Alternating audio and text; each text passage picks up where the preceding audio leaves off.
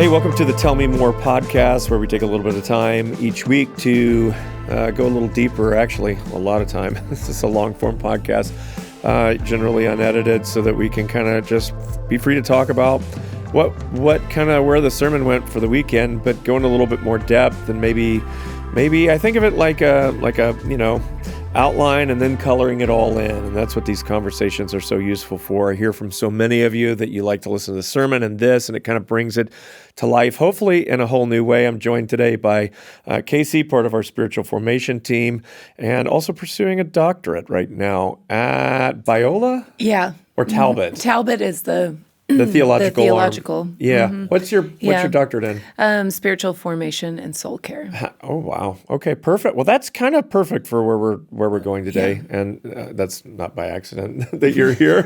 And then Lee, you are one of our, obviously, anybody that comes to Tulsa knows you. You're one of our pastors, but you're in the trenches with a lot of people. Yeah, I am. You do a lot of ministry with a lot of people, a lot of one-on-one. You get to see kind of what we talk about on a weekly basis played out. Yeah, for sure. Yeah. And I love to do that. It's kind of part of my role here, but it's one thing for us to wrestle with the truth, and I don't know of anybody that does that better than you on a week in and week out basis, to lay the truth of the gospel in front of us.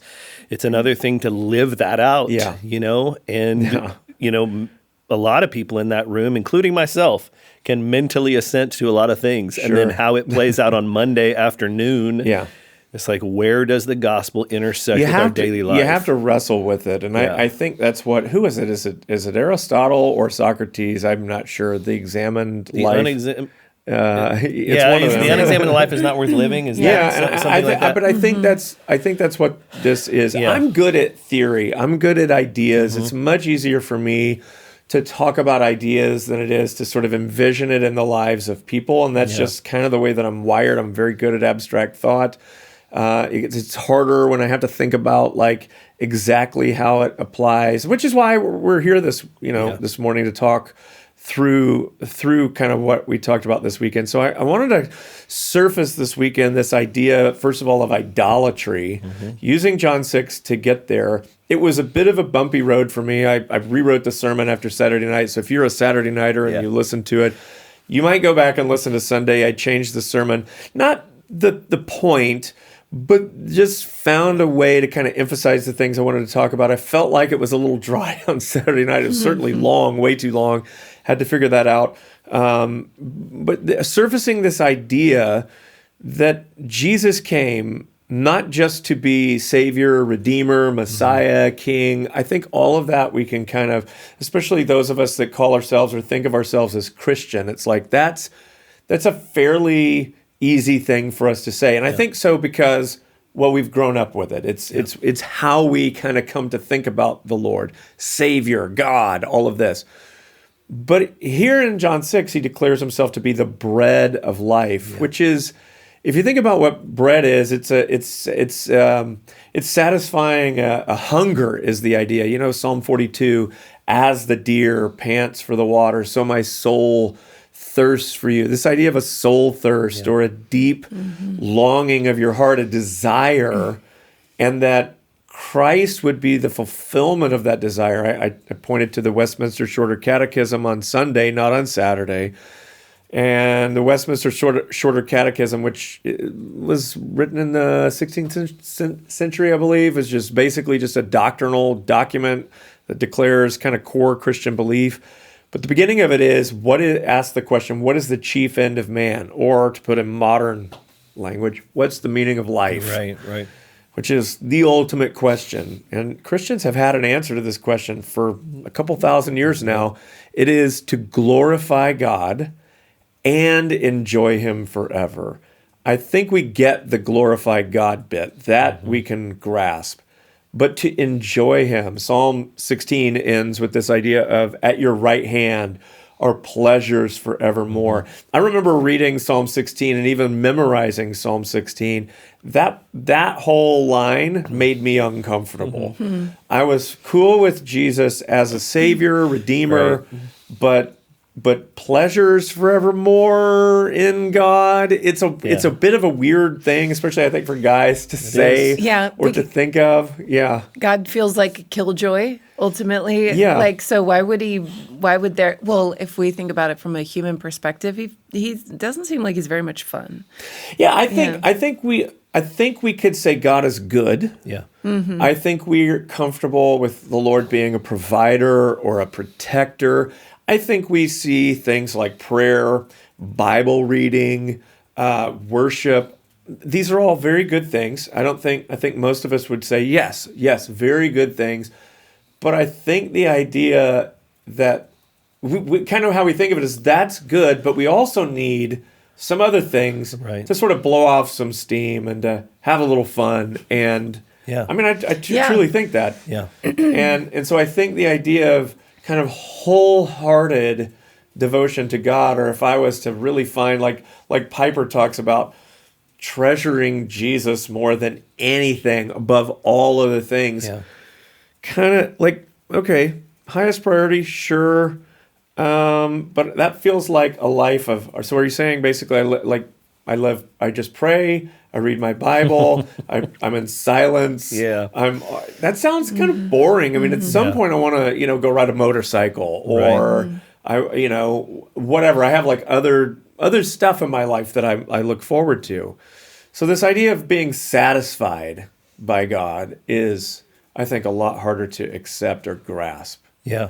And even play out like what that means. Yeah, I think it is too. I think it's easier for us maybe to be thankful to God that he gives us things like that. Yeah. And I mean, there are vices, obviously, but there are a lot of things that we really enjoy in life that we know come from God, our family, our relationship with our kids, a good food, like all this stuff. It seems like they are blessings from God, and that's easy for me to wrap my mind around. But the idea of being satisfied in God, not so much by the great things that he gives me, but like finding my satisfaction, my pleasure, my joy in him. That's harder. That's harder for me to kind of wrap my mind around. Yeah. Easier to think about all these really good things that he's given me and say, thank you, God. All right, well, let's talk about that, because I mean, this is not just like something that I just do easily. And I'm like, this is tough. How would you delineate between the two? What does one look like versus the other? I think you were starting to touch on it, which is the idea of pleasures forevermore coming through just my relationship with God. Wow. That is harder for me to wrap my mind around, because it has to do with even the picture of the church being the bride of Christ. Okay. That me being the bride and him being the husband, and this almost lover relationship with God as a man. Yeah. That's hard for me to relate to God in this way, like this intimacy with God, similar to the intimacy that I would have with my wife, Shannon. It's strange for me to think of my relationship with God in that way. Though I know he loves me more than Shannon could ever love me, it's more of a father or Jesus as a friend than it is like finding, to your point about, is this just prayer and worship and silent retreat, that in somehow in that all my deepest needs and desires will be fulfilled. That just feels. I want to go hunt. That just feels weird for me. I want to climb mountains. I want to ride a motorcycle. And it's like, thank you, God, that you gave me this stuff, and I can recognize where it comes from and be thankful. Right. But I do think you start getting into a territory, maybe more so for men than women. I don't know that. That's a little. It's a little harder to wrap my mind around. Yeah. So I was listening to something this morning that was talking about the distinction. There's a distinction between men and women, where women just have an easier time connecting to kind of the more like mystical side of who God is. And so we can go there a lot quicker to like this transcendent kind of space or thinking, and men tend to be more logical and linear. And so there's that, and in that way, that's why we image God together so well, is because you need both of those things. I also think that what we forget as human beings is that marriage is symbolic. And so when you talk about this idea of idolatry, it is ultimately taking a good thing and making it an ultimate thing. And so when we remember that the ultimate, the telos, like where we're headed, is union with God. The marriage is only a signpost on the way to that. And so I think sometimes when we have a hard time recognizing, like, or kind of grasping, like, what is this relationship with God supposed to look like? And it's supposed to be better than my marriage, or supposed to be more meaningful to me than my marriage. It's because we have a tendency to stop a little bit short. Like, but God made us into, we're meaning-making creatures. Yes. And so he's doing the best he can, or we're doing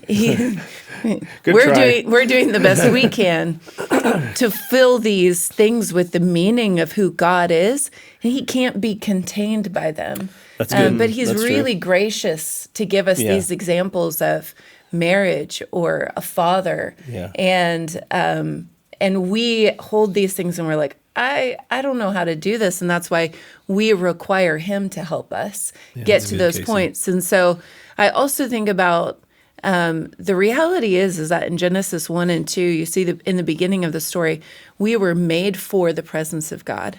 And so there's always this infinite longing that we have on the inside of us that can only be filled by God, and we continually try to fill it with finite things. But not just that, he gave us something to do with him in the garden. And so Adam and Eve weren't just hanging out in the garden with God, like talking to him all day, having silence and solitude retreats.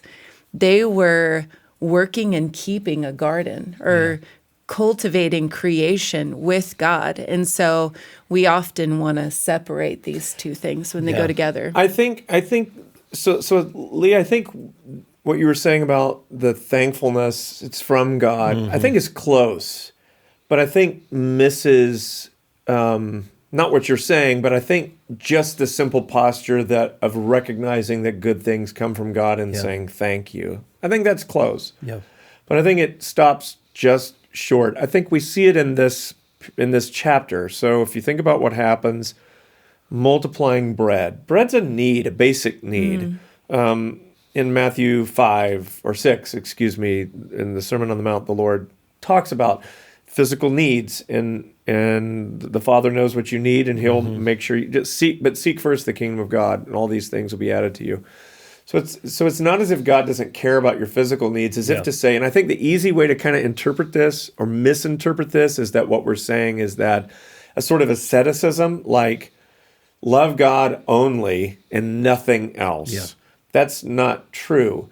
It's seeing God as the source and the fulfillment of your deepest longings in all the things that you love and seek. And I think that there's more to that than just saying thank you. So the people receive bread from Christ, and they're like, it's great, but they fail to connect, even though there's a certain attribution of he's the prophet, let's make him king. They fail to connect or to see past or through this kind of thing right in front of them to the one who gave it, and to be looking to him in it goes deeper than just thanks. Beyond thanks, there is trust. There has to be like I am finding what I'm looking for is ultimately found in you. And whether you choose to do that again, multiply bread or not, I just know that what I'm really looking for, you and you alone can provide.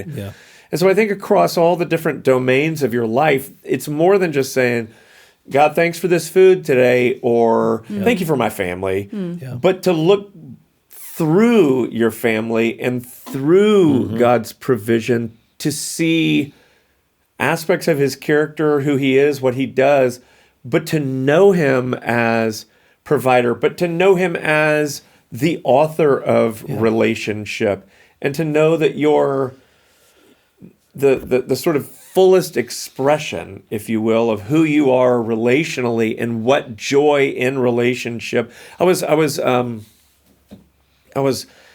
around Christmas, just before Christmas, I was out. Every now and again, I have these kind of like existential moments.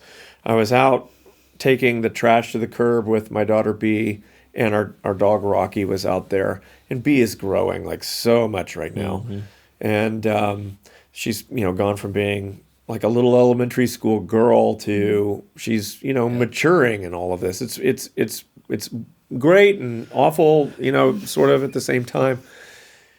'Cause she's our youngest. Anyway, we were out there dropping the cans at the curb so we could, and we have a long driveway walk, so I'm walking back, and she's like running off in front of me, and Rocky's running around, and I just it just hit me. Like, I was so overwhelmed at how much, like, I wish I could just wrap my arms around that moment and hold on to it. You ever feel that way? Oh, yeah. Mm-hmm. Yeah. And all I could do at that point was just to turn it to the Lord, to recognize that whatever this is that I love so much, finds its source and its fulfillment. I think that's the key. Not just he gave you a gift. Right. That may be the secret. Source it comes from. But fulfillment, it's going to. Does that make sense? Mm-hmm. Yeah. Two different words. I think this may be, for those of you listening, like this may be for me, I finally got it in my head. Source means the gift comes from God. Yeah. But Romans 11 says, from him, through him, and to him are all things. It comes from him, but it's going back to him. Yeah. And to recognize that he's the one that gives it, but he's also the one that will fulfill it. In other words, the greater, what I'm looking for in this and what I love about this will not be complete fully until I know it with kind of the veil dropped and face to face with him one day in eternity. And that kind of keeps me, like, it's a trajectory thing. It's who I'm moving toward and what I'm pursuing, so that I don't make an idol out of the things that God gives, so you can think of them as like stopping. Yeah. And I think that's what happens, is like God gives sex and I stop there. Mm-hmm. Yeah. But that is to miss the sign or the fulfillment of what sex is meant to be. And you see what I'm saying? Yes. It goes beyond that. You're looking for something deeper than that, and you fail to connect how this gift of God is only a taste or a picture of the fulfillment or the greater thing that is yet to come. Yeah. And that's a hopeful thing. So what that means is just like that orients me forward, moving toward him, always knowing that these things can never in and of themselves satisfy me fully, but that I have to keep pressing into him. Yeah. And I think that's what we mean by enjoying and treasuring God, is not that all I ever do is quote unquote Bible stuff or spiritual stuff, or I'm always fasting or always reading my Bible or in my office on my knees and I never sit down and watch a football game. Yeah. But that all of life is viewed as both a gift and the fulfillment of who the security, what I'm looking for in security, it finds its fulfillment. My ultimate security is in him. Yeah. And living with that awareness constantly, I think, is what it means to treasure God above all else. Mm-hmm. Yeah. So one of the exercises, because I'd love to explore this just a little bit more, one of the exercises that I did sitting in the service with my notebook out while you were talking was, because like you said, we don't think about idolatry a lot. That's not like, I'm not sitting here going, what am I idolizing? I'm not asking that question very often. So I ask a different question, and I wrote some things down. What do I love a lot? What do I really, really love? Yeah. And I just started writing those things down. And then I was asking myself the question, God, what does it look like to love these, really, really love them like I do, in a way that doesn't put them over you? Like, how do I love this and it not be an idol to me? Because I think you wired me to love this. I love going and climbing mountains with a group of guys. And like, I love that. It just fills my tanks. Yeah. How do I love it without putting it, misordering it? Did you come to a conclusion? Well, sort of, but I don't know. I'd love to know, like, how when you think of riding your mountain bike or like just things that I know you really love. Yeah. I'll just tell you kind of where I was, and I haven't thought it through completely. That's why I wrote it down in the journal. But I was like, okay, what does it look like? And you just said it, not only for this to be coming from God, but returning to God. Yes. The fulfillment, a recognition that he is the source of this, but this also brings him joy and honor and glory when I enjoy it in him. Yeah, that's it. And so like trying to, Brother Lawrence, like practice the presence of God in the midst of the things that I love. And because I have always it's been easy for me to relate to God as Father. I think part of that's because I had a great dad. I have a great dad. And so it's been easy. So I get to use Mountain Men for an example, I get to actually enjoy it with him, not just something that he's given and like, hey, go enjoy that. It's like he's participating in it. And so I feel like that's one way, but I don't know. I'm still kind of working through because I think the heart's deceptive, and of course you can put things higher in priority than they should be, and sometimes over the Lord, and become attached and need those things to feel fulfilled. And so I'm still wrestling with that question. So I was listening to a podcast. It was Arthur Brooks. Yeah. And he was talking about enjoyment. And so there's 3 components to enjoyment. Community is one of them. And people, memory, and pleasure, like a pleasurable experience. So this is really important. Keep going, but I think what you're saying is like, because pleasure can be had alone. Yeah. But it doesn't last. And it's like so it's not real true enjoyment. This is what Jesus is talking about: bread that perishes, it doesn't last. And that's why I love what you said about it stopping. Like, what if it's just bread, then it stops. But what God invites us to is for it to go beyond that, and that's what is distinct about enjoying connection. Something. Real connection, I think, is like. So let's just back up here. Context. Arthur Brooks is a behavioral scientist, teaches at Harvard. He's a Catholic Christian. The little bit that I've heard from him, I think this guy's solid. He seems great. Very sharp. And so talking about, I think enjoyment is so critical. There's a difference between pleasure and enjoyment. A dog can experience pleasure, but enjoyment is something that lasts. And he was talking about it in the context of his mother baking a turkey every year at Thanksgiving, this perfect turkey. And his dad, who he said adored his mother, every year she would pull the turkey out and put it on the table. And his dad would be like, wow, and he go get the camera. And this is way before cell phones. And he goes, so they have like in their family, like all of these pictures of a turkey. Yeah, like he said like 21 pictures of turkeys. But why do you take pictures of that? It's because I think you recognize there's something happening here that is worth remembering. It's a lasting thing, and I want to hold on to it as long as I can. I think about this a lot, like when I go on a motorcycle trip or it's the same thing, exactly what I was saying with like it's like you want to wrap your arms around this. I have a picture I gave each of my older 3 kids for Christmas, each one of them with just moments that were meaningful to me with them. Elliot's was, I was dropping him off at college. It's in the parking garage, and I'm hugging him. I will never forget that. Right. I don't know what he's going to go on to do or where the Lord will take him. That moment is seared in my heart and brain. I'll never be able to get over seeing him there and leaving him there. It was joy and sorrow all at the same time. But that's more than here's an interesting thing, and I know this is crass, but I think it's worth contrasting. When you think about and pornography is the best example of this because it is pleasure in complete isolation. Yes. You would never, no one ever goes, I mean, maybe some people, but most of us, no one goes, ooh, let's take a picture of this activity and share it with it. It's just purely selfishly gratifying an urge, and there's no community to it, and therefore it doesn't. There's no connection. There's no lasting memory. It is just pure, it's just, and so it's hollow. But the things that stick with you are the things that go beyond yourself.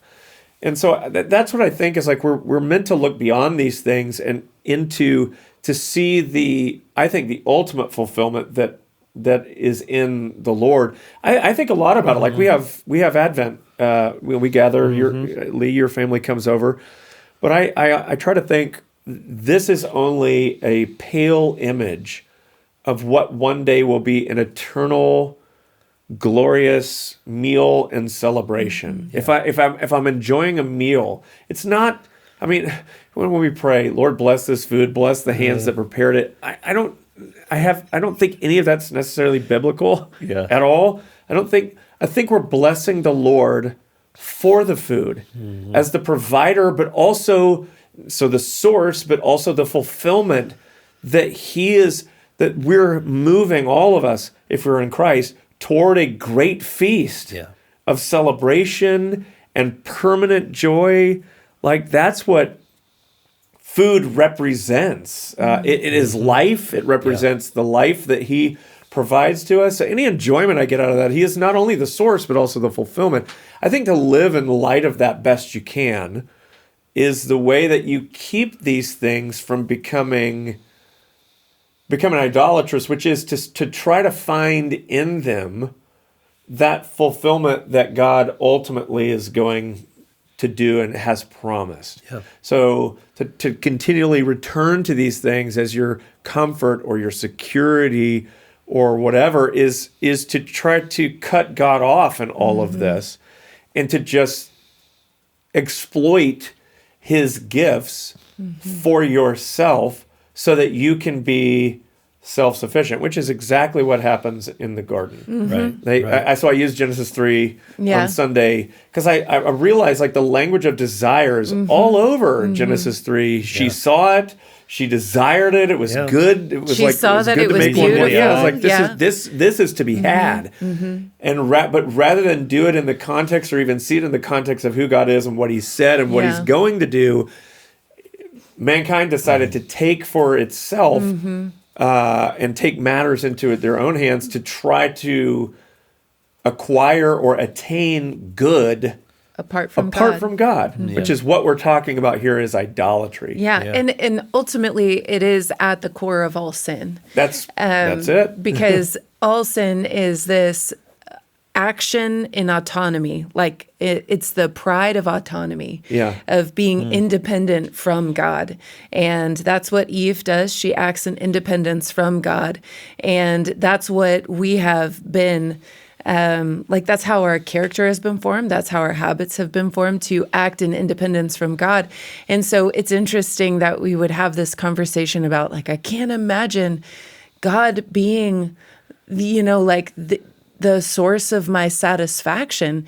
And that's because we have this thing in us. We have our flesh, we have this thing that wants independence from God.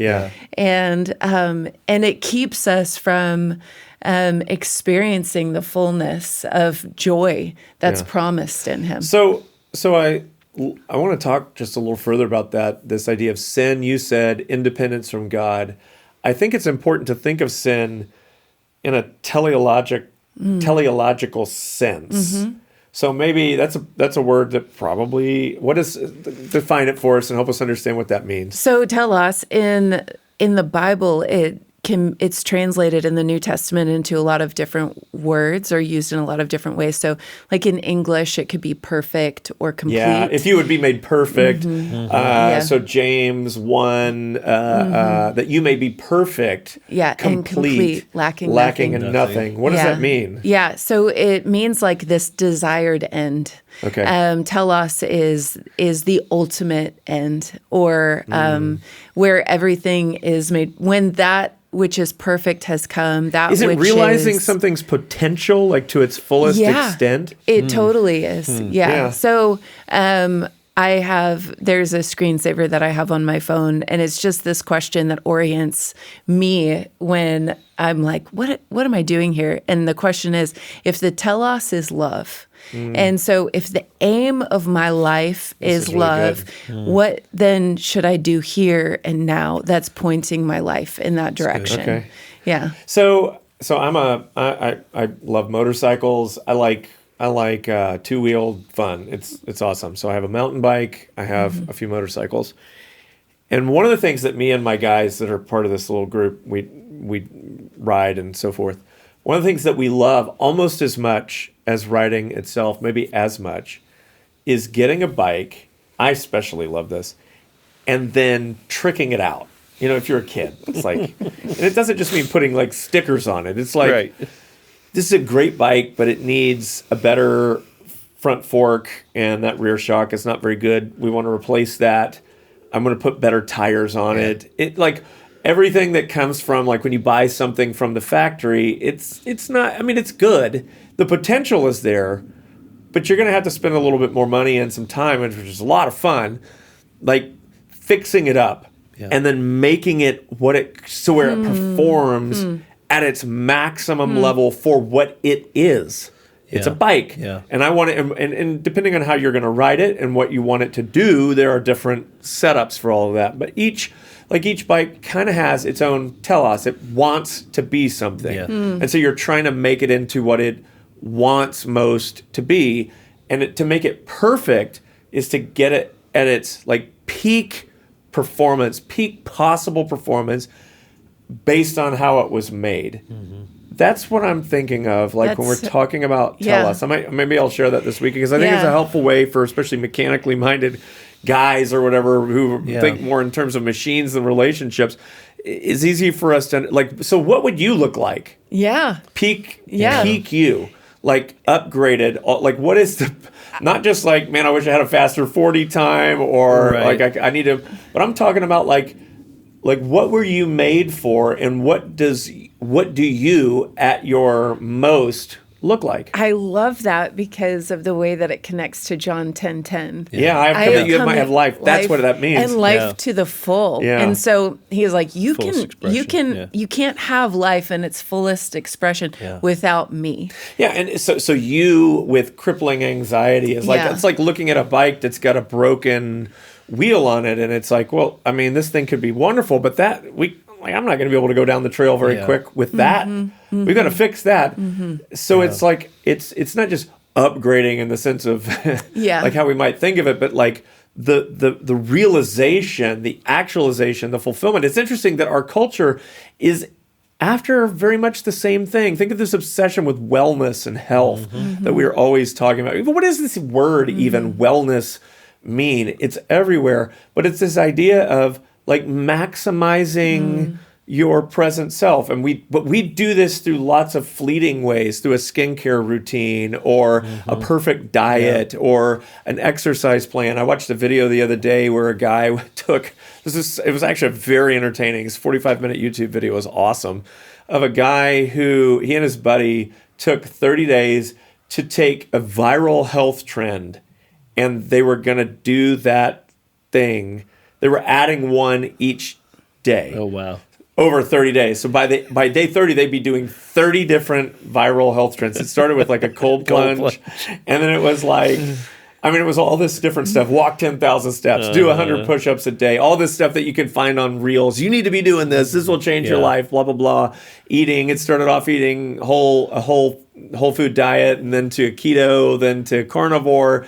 And they're just adding this, stop wearing shoes, hang from a bar for 2 minutes, a journal, meditate for fit. Like they're doing, by the end of it, their lives are consumed with all this wellness stuff.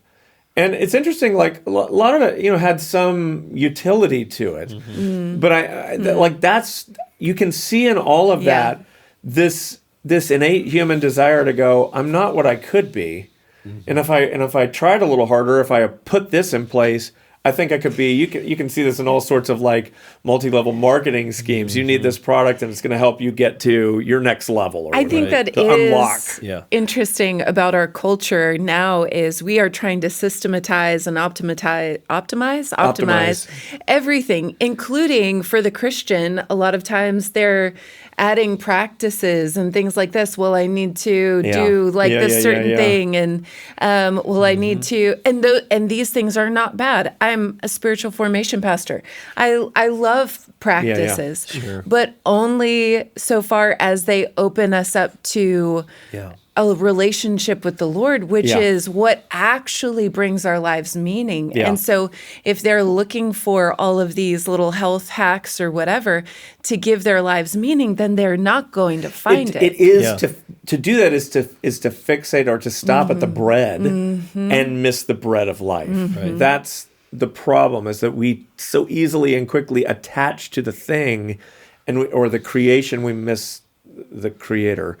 So this is sin, is then to try to find or perfect ourselves. And what it leads to is a kind of broken down, if you think of it back to our bicycle analogy or motorcycle analogy, is it doesn't work. And we can't do it on our own.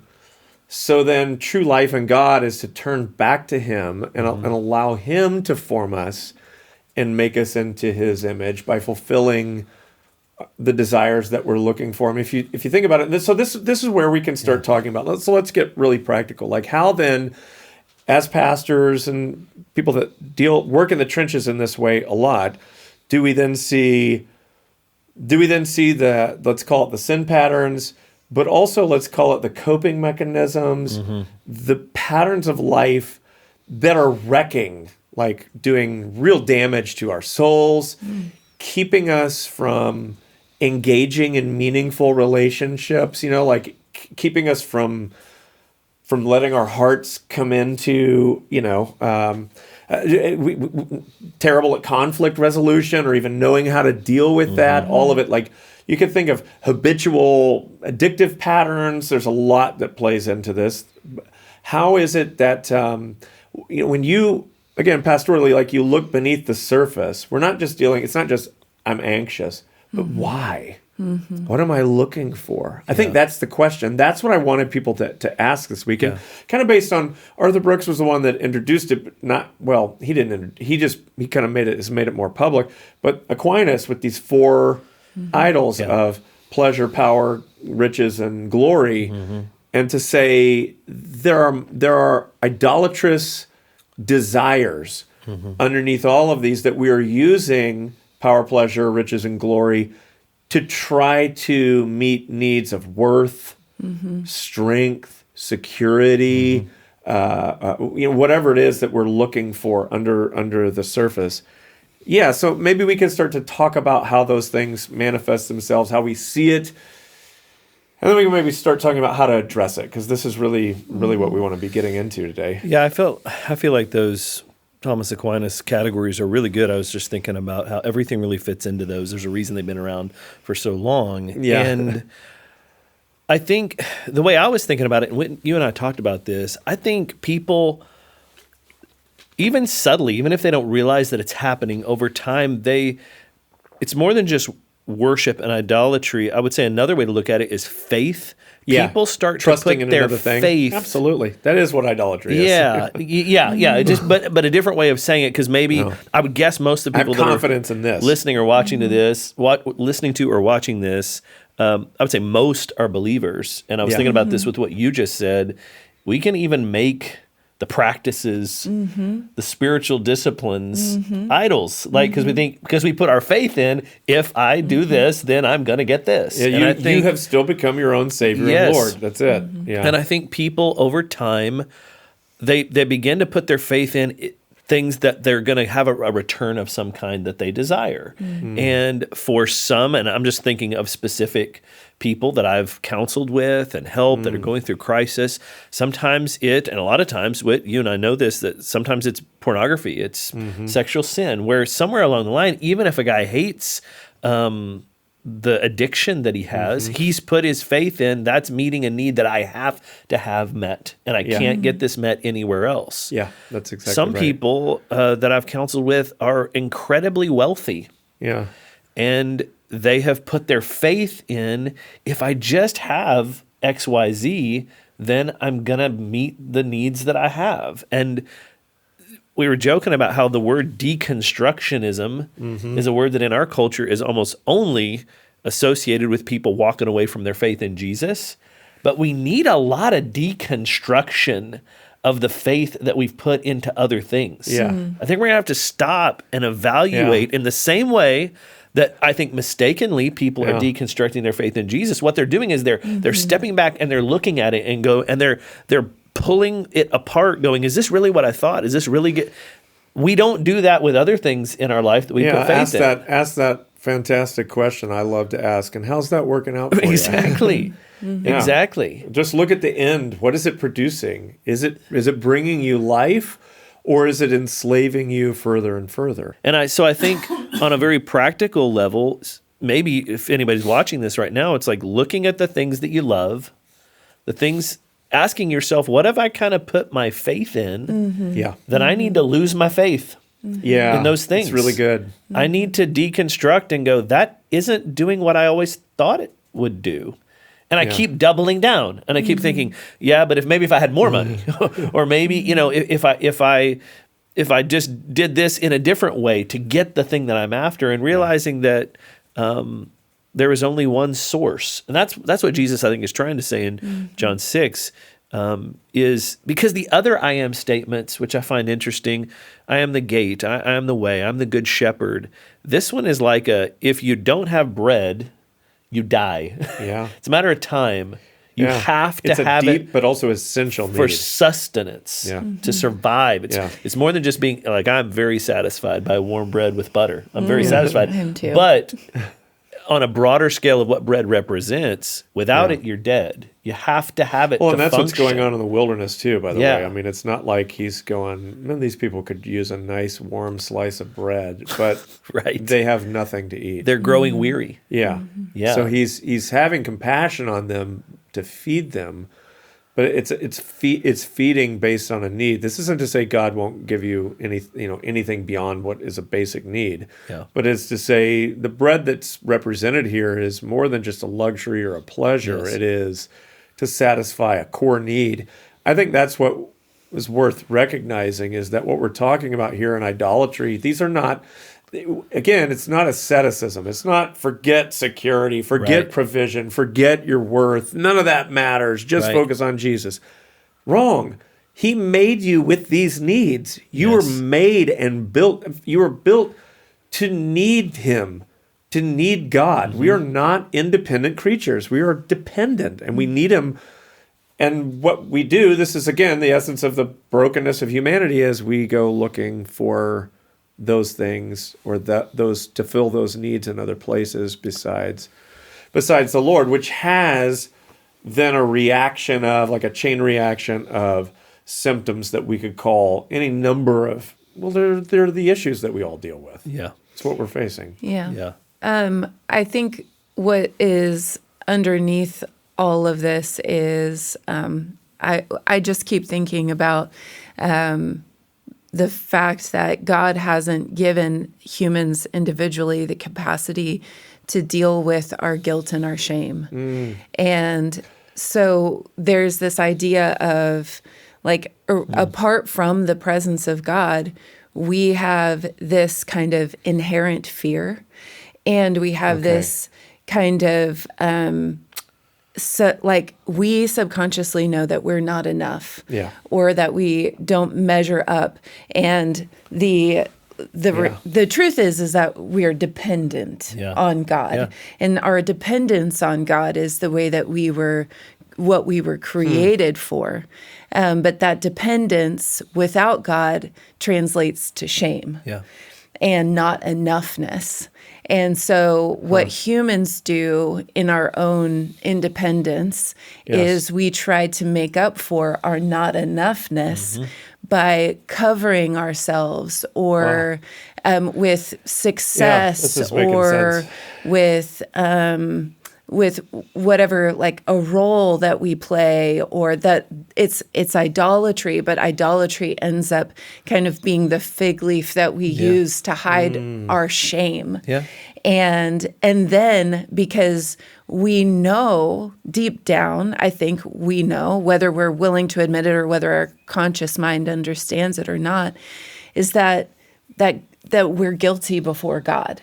And so not only are we covering with these roles or riches or seeking for admiration or acclaim, we're hiding from God, and we don't want him to really see us, because then we have to also admit that I'm guilty. I don't measure up, Right. but also the way that I'm living my life isn't pleasing to you, and I can't do anything about it. I cannot fix it on my own. Myself, yeah. And that's why we need Jesus to come in and make up for those areas where we lack. And the thing is we enter into a life with God through trusting Jesus. And then so often the way we try to live that life with God is through trusting ourselves. Yeah, right. And through adding things ourselves, when Jesus is saying, I came that you might have life and have it to the full, and you cannot be trusted to order your own life. Yeah, it's from him, through him, and to him are all things. Yeah. So your salvation begins with him, sustained in him, and is going toward him, I think, important. Okay, so I want to break down what you're saying here, because it's super, super practical, but I think we're going to need to talk about it to kind of really help it come home for folks. So when you're a little kid, there is this kind of, I think in let's say relatively healthy home situations, there's this kind of, when you're a kid, you just are who you are, and there's very little thought about it. And maybe I'm wrong about this, but it does seem to me that kids are just comfortable in their own skin, and they're cool. And then somewhere, I just mean they're uninhibited. There's a lot, like, I'm not even thinking about any of this.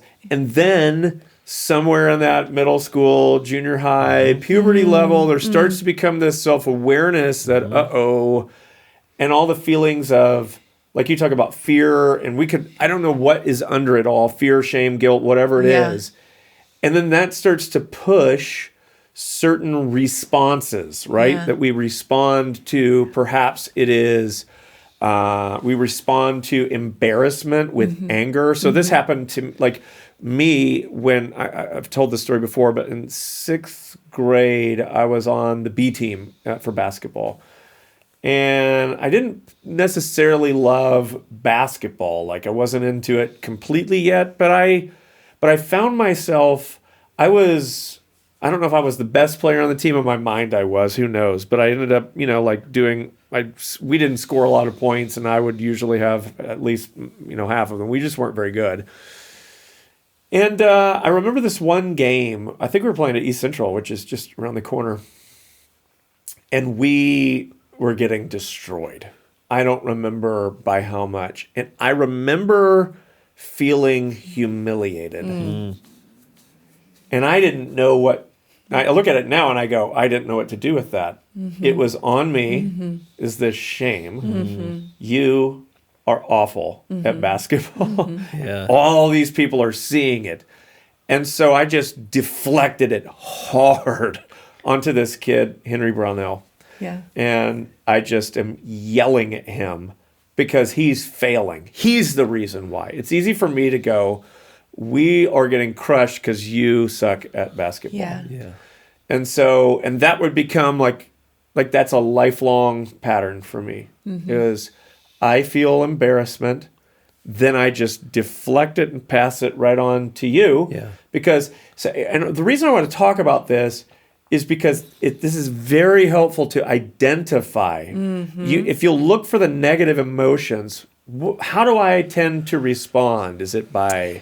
And so maybe you could talk about that. I can think about myself. Maybe you could think about, Lee, like how you experience it, or maybe you see it in others.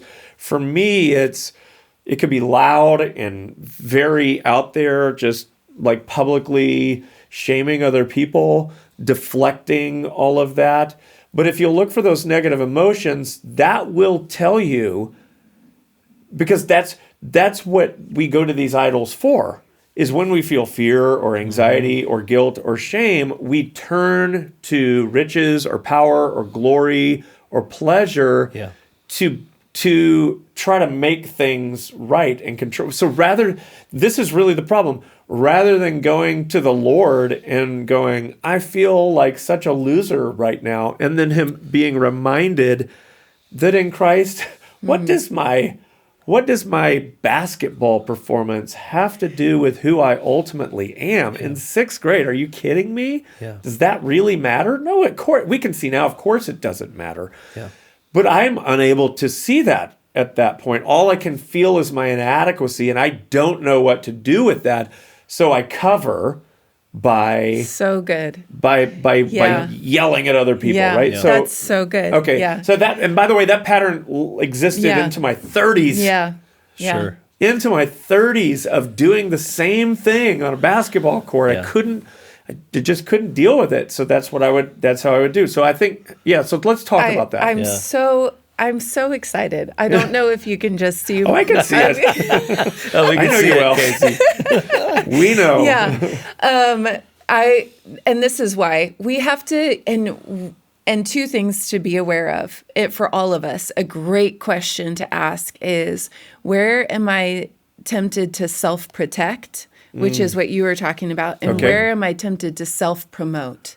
And so the things that we are embarrassed about, or that we are like, we want to, we need to figure out a way to protect ourselves, or the things that we're praised for are also things that we need to Because then what does that lead to? Like getting into a cycle of performance? Like, I'll try to do that again. Oh, yeah. Let's see if I can get like that. Absolutely. That felt good. It's like my dog. Every day I'm not kidding. If I walk out the door and come back 5 minutes later, he's going to come running back up to me, put his paws on me, lay down on the floor and say, come on. Yeah, because what are you moving toward? You're moving towards pleasure. Like, oh man, that felt good. And you're avoiding pain. You're avoiding painful experiences. And so humans have a tendency to do, to self-protect or to self-promote. And there is this, I'm going to say words that do it. It's called psychoanalytic social theory. Okay. And it's actually very simple. It's the idea that human beings have 3 capacities. Okay. And these capacities are to move towards, to move against, or to move away from. And so moving towards somebody, and this is around relationships, so the social aspect. So to move towards someone is to reach out for connection and to connect with them. That is a healthy, good thing. To move against someone is to set a boundary and to say no to someone. And that is also a really good thing. To move away from someone, to say, hey, I'm ready to be by myself, and I just want to be alone. I've been with you for 8 hours today. You know what? I need to go spend some alone time. Also a good thing. Okay. And so when those 3 capacities are all kind of even, you get healthy human beings, generally speaking. Okay. The thing that we do, though, is when we have experiences that maybe are negative, like we're embarrassed on a basketball court, we'll lean into one of those capacities. So does that be like the moving against? Yeah, it's moving against. And so we overdevelop, or it's a neurotic kind of leaning into that capacity because it's self-protection. Wow. Or let's say, for instance, moving towards someone. Wow. So a great example is let's say little Timmy he comes into the classroom of his 1st grade teacher, and he says, hey, Miss So-and-so, can I help you clean up the classroom? I'll straighten out the desks, I'll wipe off the whiteboard, whatever. And she's like, oh, little Timmy, thank you so much. Yes, thank you. That's so wonderful. And he feels that, I'm needed. Yes. I'm needed. I'm appreciated. I'm worthy of something, sure. What she doesn't know is that yesterday, little Timmy was bullied on the playground. And he is avoiding having to go back out there.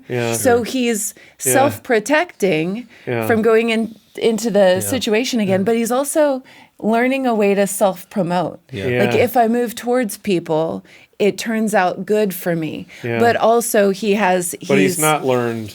hasn't learned how to do set it. a boundary, draw a boundary. Yeah.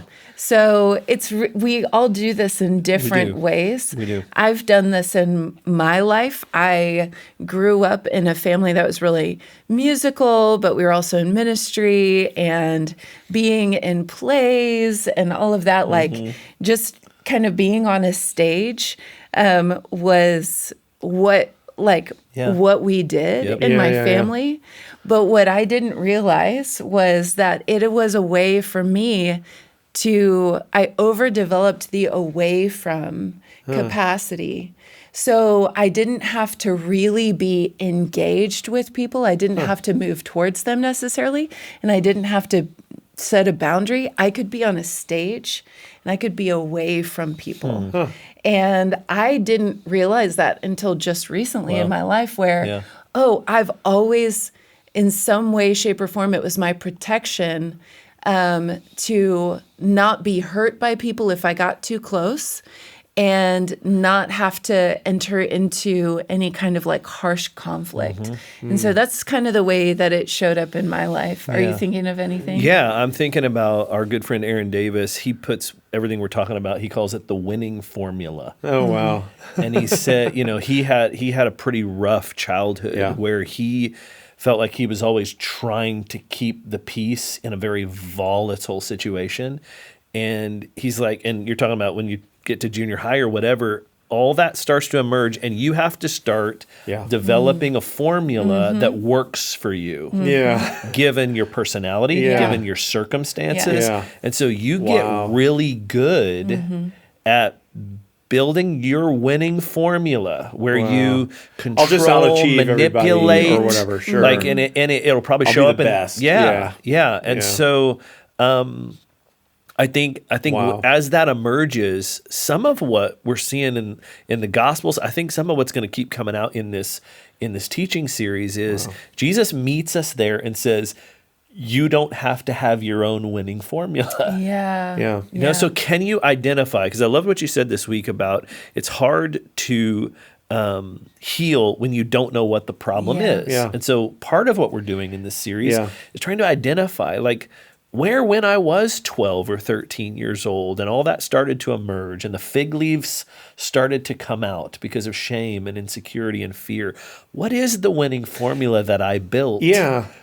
That I need Jesus to meet me there and hand him all these ways that I'm trying to save myself, all these idols that I've put faith in to give me what I need, and let him deal with those things and accept, it's not a formula, but a gift of grace and salvation to me that I might be able to set down the endless work of the winning formula.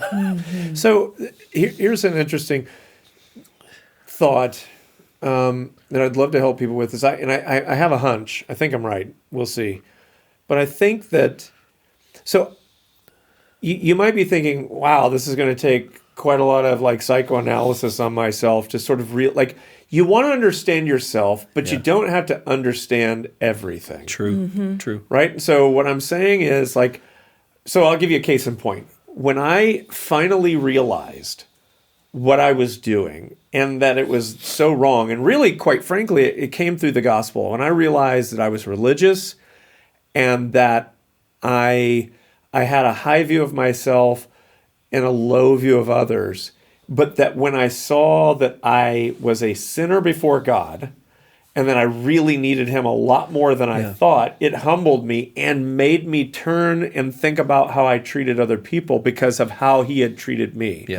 Which then started to affect the way that I thought and I could treat people on the basketball court. I didn't know everything that was going on inside of me like I'm talking about right now. I just knew, that can't keep going on because God's been gracious to me. I better be gracious to others. Okay. Yeah. But what happens is Aquinas does this. He gives you what he calls virtues. And so let's back up. Passions, he would say, are underneath all of this. Passions being desires. And every one of us has like, let's call it a passion proclivity. You can't change it. Yeah. So your passion toward wanting to feel secure or wanting to comfort yourself or whatever like toward worth and questioning your worth, all of those things are like passions, and they don't really change. You just have those. What you do is you figure out how to manage them, and the way you manage them is through choosing virtues. So I'll give you a case in point of how this played out in my life. For me, and I didn't even know any of this when this happened. I just knew that my tendency on the basketball court, which is where I spent most of my athletic time, was to minimize and, what would I say, the achievements of others, even in some cases, really run them down so that I could still maintain my posture of being I just knew it was easy for me to discount. That's the word I'm looking for. If someone made a shot, it would be lucky. Stupid lucky. You beat us. You're so freaking lucky. Yeah. That would be how I'd respond instead of great shot. So what I learned to do, this was the practice that I think the Lord led me here, is just to begin complimenting the people that I played with, especially when I felt least like it, especially if they were beating me. Yeah. To be like, man, wow, that was a great shot, great move, whatever. Like, and that started to disarm like someone like the bomb squad taking apart the wires on the bomb, all of that, those feelings of I must destroy you or beat you so that I can feel like I am above you and maintain my positive, self-image or whatever, be the best or whatever that is, Yeah.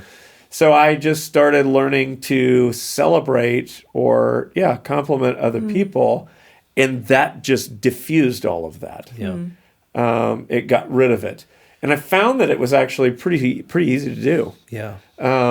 It just cut the passions off at the knees, which is what Aquinas is after. Is like these virtues that you choose, kind of they redirect the passions to the right place and thing. Yeah. So so for instance, the way you get over, let's say, fear is not by trying to don't be afraid anymore. Right. That's never going to happen. What you choose is what he would call fortitude.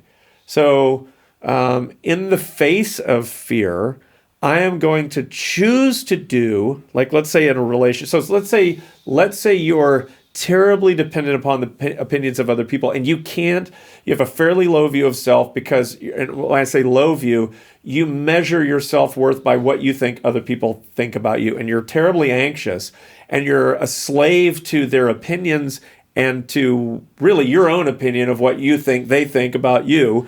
Yeah. And that's ultimately, strangely, ironically, pride, because you're not accepting God's evaluation of you. You're choosing your own judgment as perceived and measured by what other people think about you over God's. It's pride.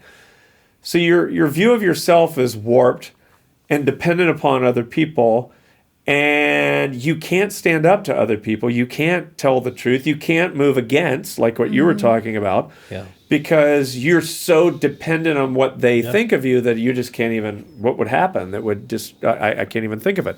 Yeah. So maybe the Lord's talking to you and he's saying, all right, you're going to have to be willing to do this. So what you need is humility, one, which is to accept what God says about you as true. That's number one. But the second thing you will need is fortitude, which is the courage to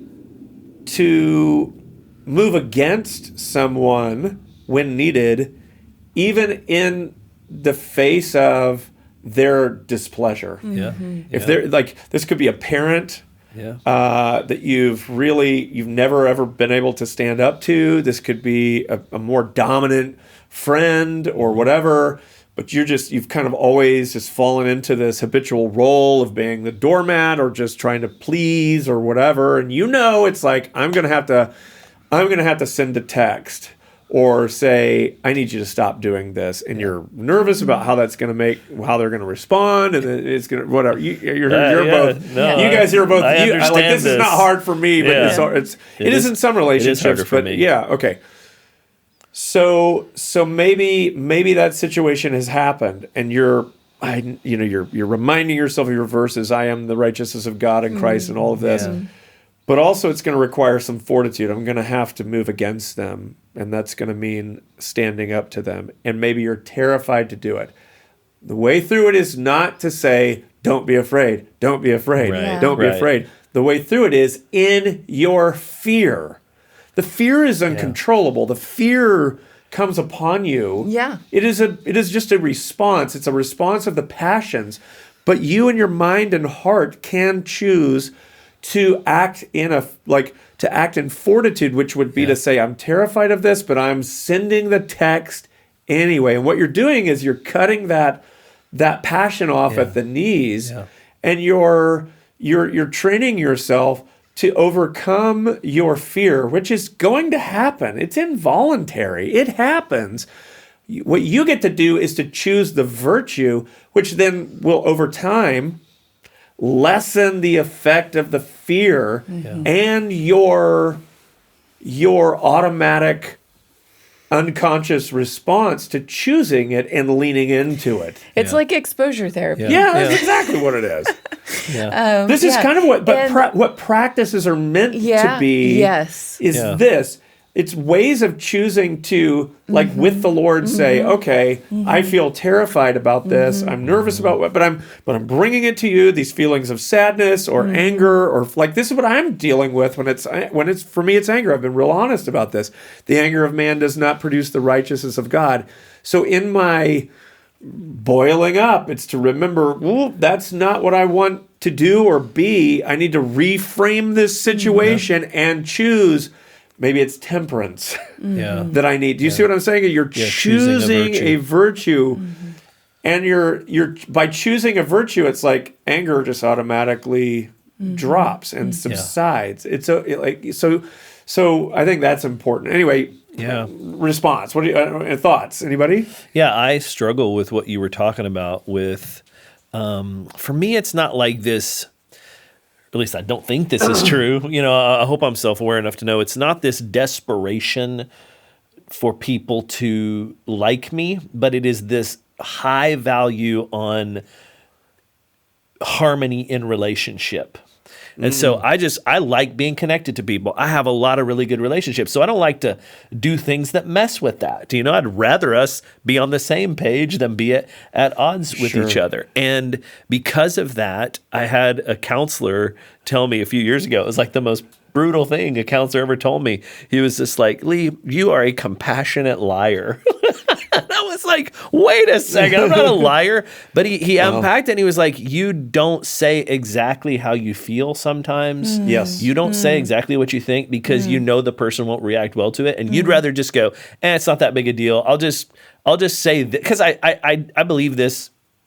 So I would be curious, which of the four idols does that fall into? I think it's glory. It's glory. I found it interesting that you and I are so different in personality and wiring, and yet we both share the same pleasure and glory are the two that I wrestle with as well. But what you're saying, it reminded me of that, because when I came out of that counseling session, instead of going, stop being a liar, stop caring so much that you don't want to upset people or whatever. It was choose to be completely honest. And that feels good to me. I'm like, I do actually want to be completely honest with the people in my life. So it was choosing a virtue rather than making a decision that I thought might keep the peace or the harmony or we'll stay on the same page. It was like that's not a bad impulse, but it was leading me places where I was a compassionate liar. Ultimately, what you're doing is trying to, and I see this a lot, this will help, I think, will help some folks. It's easier for me to see because I'm more detached, I'm more independent, and that's to a fault. But to the person who is more attached, it's very difficult for folks like that to step back and trust God with relationships. To trust that God can be God to the person that you want to be God to. We can't upset them. They'll never recover. It's not going to be good. It'll be bad. It's like, hold up a second. You're not their God. Right. Let God be their comfort. Right. Let God be the one who works in them. Like that's what allows you. We need the autonomy from one another, the detachment, in order to be able to say what is true and honest. Faithful are the wounds of a friend. That doesn't mean you have license to spout the truth, quote unquote, whenever you feel like it.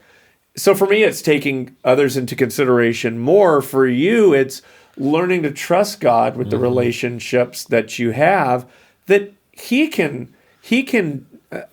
meet their need where it is. And it's not up to you to kind of play conductor with the world and make sure that everybody's, but that you can see how we, this happens all the time in families. Well, I don't want to this or that. Or if I say blah, blah, blah, and you can imagine how complicated this web of relationships gets. And a lot of it is because we're trying to play a role that God only can play. So instead of asking ourselves really helpful questions like, in light of my role in this family, what is my responsibility? To honestly accept that and then to let the rest of it go. You would be so many of us would be so much happier.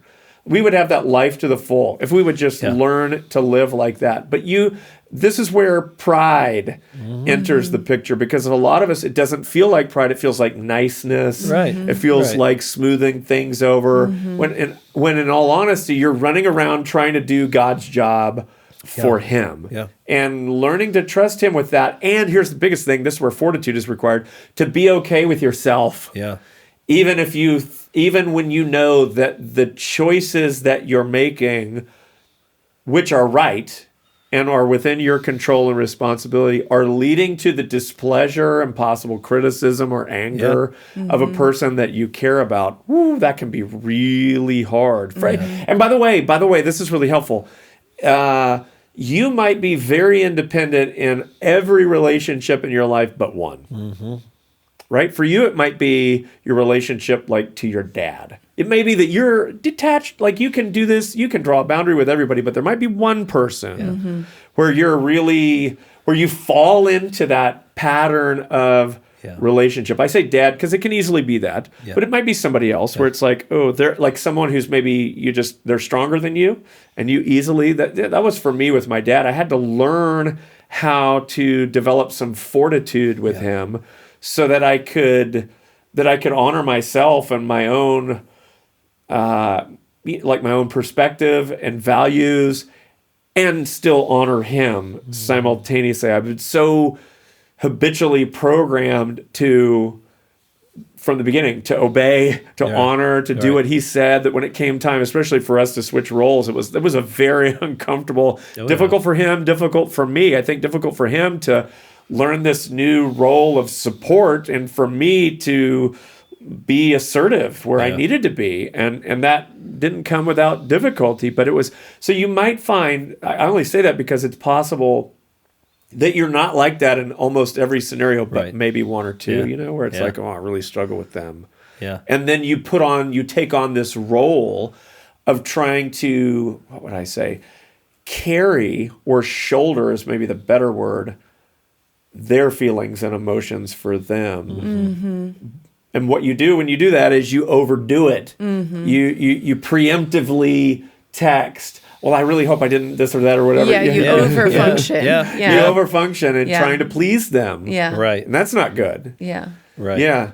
We were having a conversation, and it was around well, if they don't text you back, you might react like this. And it kind of sent me down this road to think about, well, if you're the person who is maybe a little bit more anxious in relationships, and you sent a text and they didn't text you back, then you think, oh, they don't like me. I'm bothering them. And then you might say, preemptively apologize. And next time I see them, I need to see if they're okay. And I need to ask them, let them know that I really care about them. Oh my gosh. But underneath the surface, what you're saying is, don't leave me. Don't abandon me. Can I just say, from a personal standpoint, just Whit, me, I couldn't hate that any more than I do. I know. And if you want to not be my friend, that's the quickest way to do it. Yeah. It feels so how do I want to say this other than the word pathetic comes to mind? I feel like you're not a whole person. I struggle with the It's very hard. Like, I don't want to be friends with you. Yeah. Because you're so, we're cool. Stop. I'll tell you if there's something wrong. But there are people that, like, you can feel that like a vacuum. Like, oh, please, like, let me know everything's okay. Ugh, stop. Yeah. Okay, so then let's talk about someone who might be a little bit more like me. Dismissive, yeah. And we are kind of touching on attachment theory a little bit, and maybe we'll talk about it a little bit more in depth in the future. But a person who's dismissive in their relationships, maybe they're more creating more distance, and they're doing this for reasons that are like are very subconscious typically. Yeah. If they texted someone and didn't get a text back, it would be like, I don't need them anyway. Yeah, I'm not surprised. I'll figure it out on my own. Yeah, I'll figure it out. Yeah, like, it's fine. Whatever. Yeah, whatever. And it reminds me of the way that you would respond to someone who had a good shot in basketball. Yeah. What would you say? Lucky. Yeah. It's a way of dismissing them. And and underneath the surface, you're saying, I'm going to reject you before you can reject me. Yeah. And it is that kind of, I don't want to get too close to you. Wow. And there's so many reasons for the more anxious side or the dismissive side.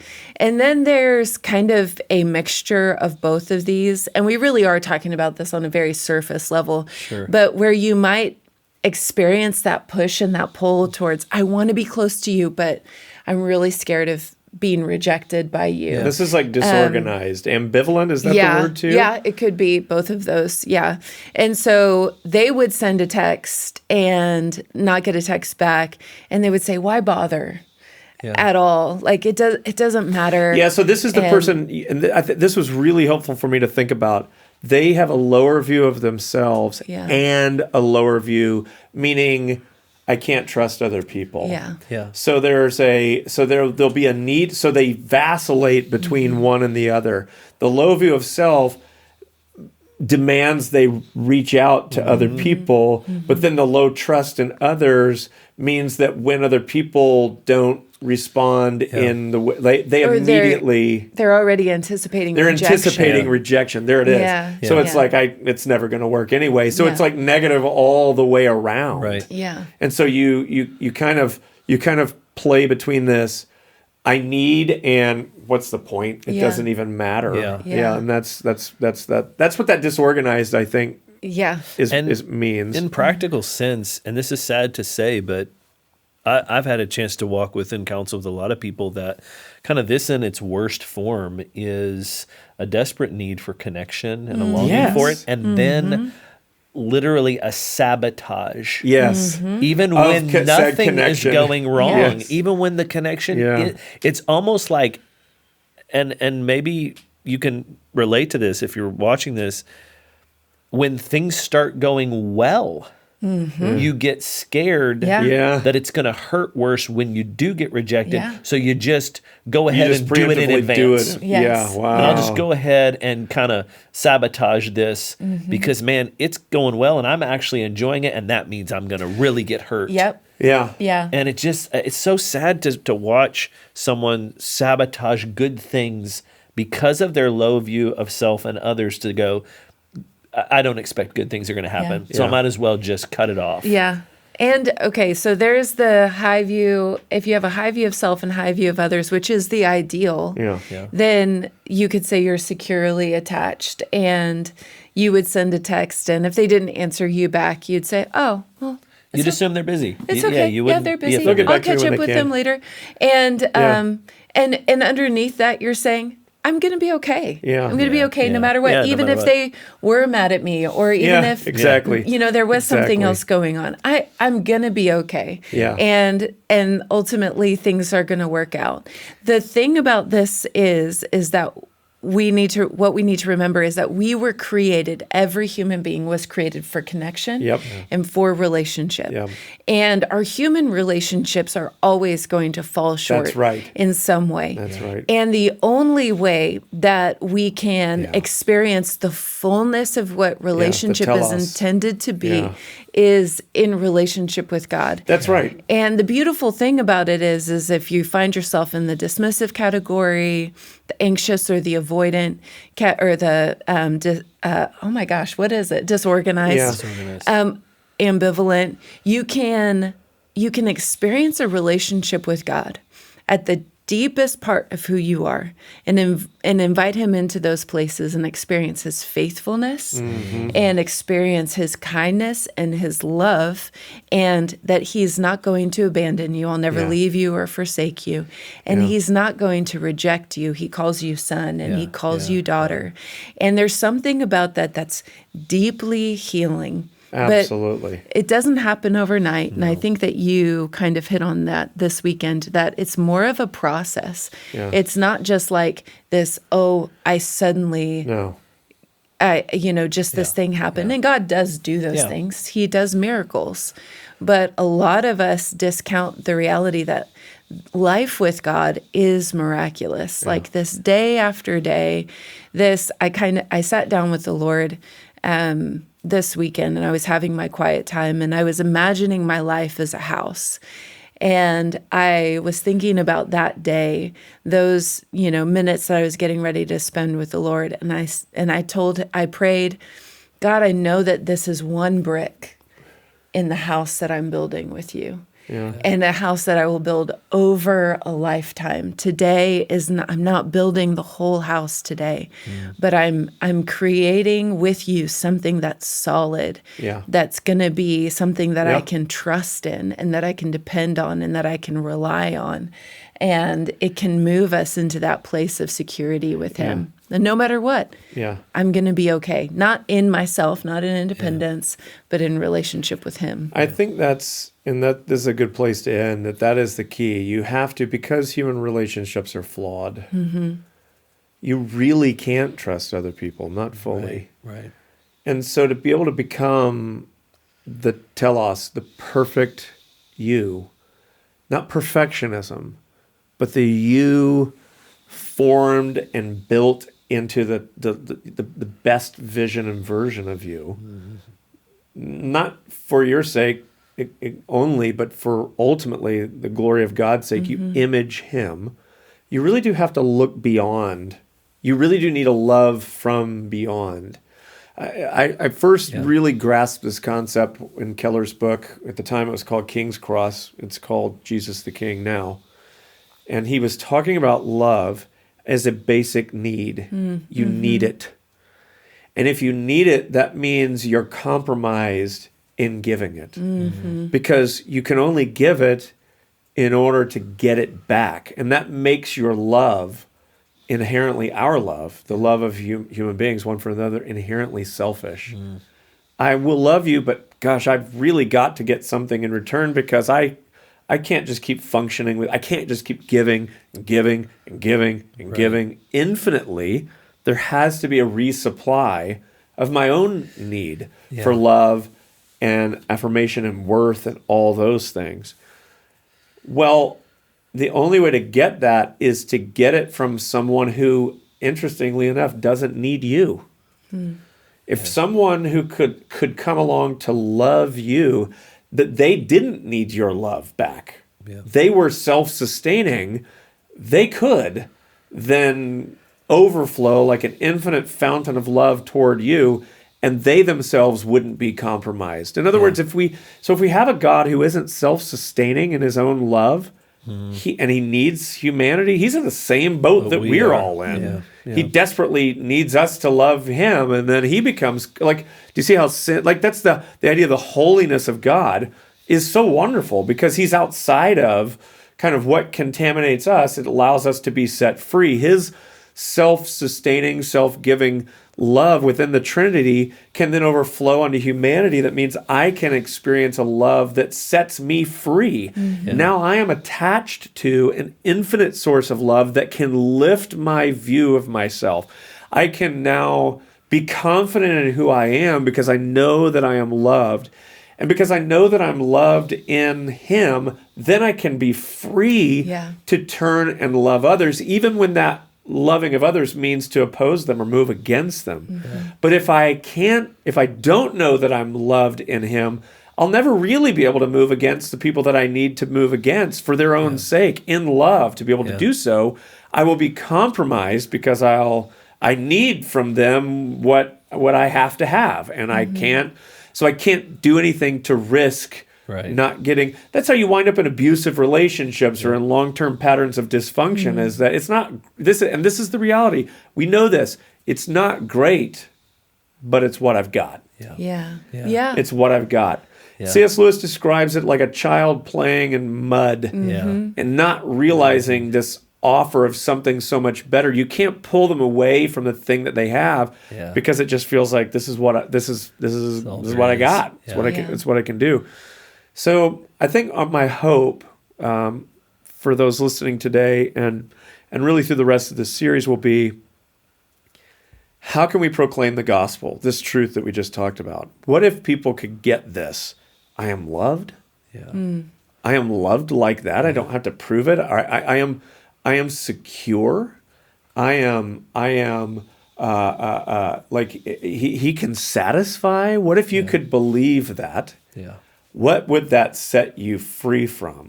What is it that you're looking for? When I'm thinking about, the couple that I was referencing this weekend, the wife was on all these, and it's just like, tell us, real life is that a life without all these pills, a life without alcohol addiction, a life without being on the constant brink of divorce. We can't get along with each other. A life without this deep neediness and sort of this like this anxiety that I'm dealing with all the time because I never know where I stand. A life without fear or worry. Is that really possible? Absolutely, it's possible. And to me, the way I look at it is the gospel is more than just, okay, sins are forgiven, check. You get to go up instead of down whenever you die. It's the fullness of life with God in the present. And that is the idea of being sanctified, being formed, which is so, there's joy.